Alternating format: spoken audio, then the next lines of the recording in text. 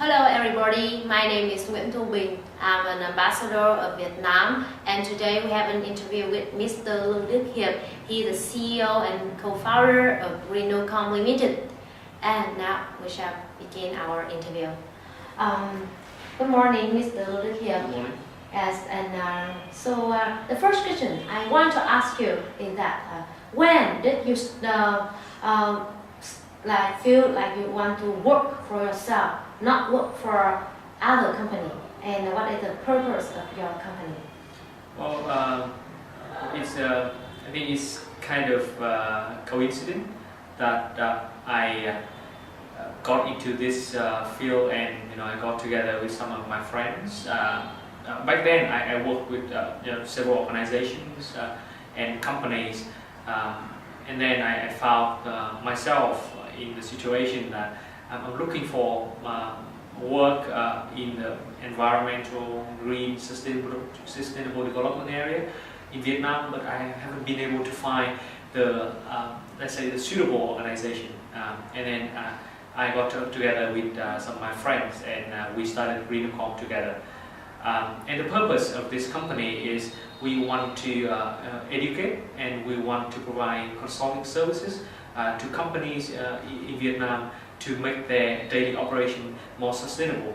And at the same time, we want to work with younger people to educate them about sustainability and also about social entrepreneurship in Vietnam. So can you tell me a little bit more detail about the activity of your company?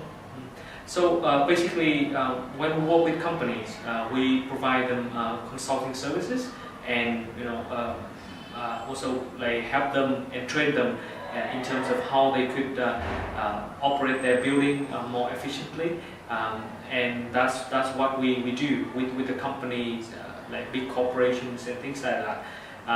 And the other side of the company, we have two main parts. The first part is consulting with companies. The second part is we're working with young people, providing them training and let's say advice to let them learn more about this field in Vietnam. So that's a bit more precise of what we do. Yes, as I know, is social enterprise is quite new form of company, form of enterprise in Vietnam. So you started GreennoCom by that. So can you tell me what is your opportunity and what is your difficulties when you start your business? Well, I think the good thing is it's a new field in Vietnam, and I think the opportunities open for everyone, and especially young people like us nowadays. When we graduate from university, we keep looking around, and one option is to go to work with companies and big corporations, but another route is to go and start your own business, and in that smaller space, starting your own business, that you could really work in social enterprise, social entrepreneurship sectors in Vietnam. And also the difficulties is that also that we are young, and this is a new area, it's not yet been established. So then it's very difficult to find, let's say, a map, a roadmap in this sector, and you have to really work with your team to figure out what to do and where to go in your work. Yes. So you have just mentioned to me when you want to overcome the difficulty, you have to find a good team for you, so you together can expand and develop your company. So can you share to us your experience, how you find your suitable partners, suitable teammates to help you with your business, and how you all overcome the difficulties? Well, I think there's the two sides of that. Well, I think the first is you really need to sell your vision. We really need to sell about the company. You need to really tell people the story behind what are you doing, and then after that, hopefully inspire people to join you. But then I think the second side of that is that you really trying to make sure that you communicate to people, so they actively, seeking opportunities in this organization, and really actively looking for opportunity to contribute, looking for opportunities to really to make a difference, especially if they are young people. Yes, and I want you to share a little bit personal about your working and living style. So, how many hours do you work per week or per day? I used to work literally every day in the first, I think, 2 years, like Monday to Sunday. But then I realized one thing, that it's not really a sustainable approach.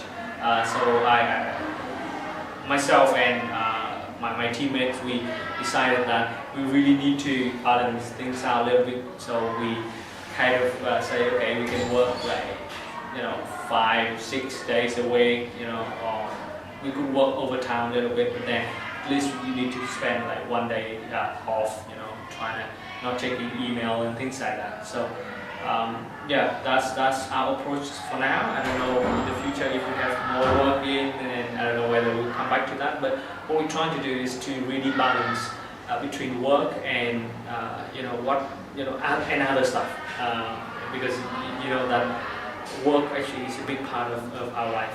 Yes, and so yeah, in your opinion, how do you scale the success of business, in particular with your company and in general? So you mean like how do I scale? Yeah. Well, I think there are two main factors to that. The first one is external factor. So meaning that if the market's ready, if the customer, they really demanding our product or services. So I think that's the first factor, and we still in the process of, I think, the building the ecosystem. So the market is still really underdeveloped. So we need to wait a little bit more, and during that time we need to do a lot of stuff to build it up together with other organizations and companies, and even work with our customers. So I think that's the first thing, external factor, and the second is inside the company. We really need to make sure that we have enough people, we have enough financial resources, and we're competent, meaning that we have the necessary skills to scale up the company. So I think that's the two most important things to look at when whether you, I, or whoever out there want to scale up the operation. Yes, and one last question is what is the attitudes of people where you find is the best with your company, with your business? Can you explain a bit more? I mean like the personal attitudes you think is the most suitable and the most effective, like for a company, for a business, like maybe with your own business or business in general. So you mean the attitude to our work? Yes. Well, I think generally people are really supportive of what we do, because I think that most people see that our work is really forward-looking, is really future-oriented, and we need that. We are very early, we know that, and people also realize that we need more support. So I think people generally want to help us out, and they really want to contribute somehow. Either they could be friends, they could be business partners, they could be like people who work here. So I think in general we have a great network of supporters. Yes, so you mean like the supportive, Yeah. that the supportive characteristic is the most suitable, and we want to add more, some more characteristics, for example, like patient or consistent, or and so on. Okay, so you mean that the people working here, like the partner type? Yeah, the personalities. Well, I think what we really looking for in anyone who even help us out or work here is that the most important thing that they need to possess is that they need to be really in love with what we're trying to do in product and services here, and I think they should be very suitable with the organizational culture, because we have a very unique organizational culture in this company. So I think those are the most important characteristics of anyone who want to work alongside and being supportive. Yeah, so in summary, you mean that the first one is you should have to love the person, what to do, and the second thing is that you have like you maybe not the best, but you're the most suitable Yes. for the company. Yes. Yes. So thank you very much. Thank you for taking an interview with me today. Thank you. Yes, the interview is ended. Thank you for listening.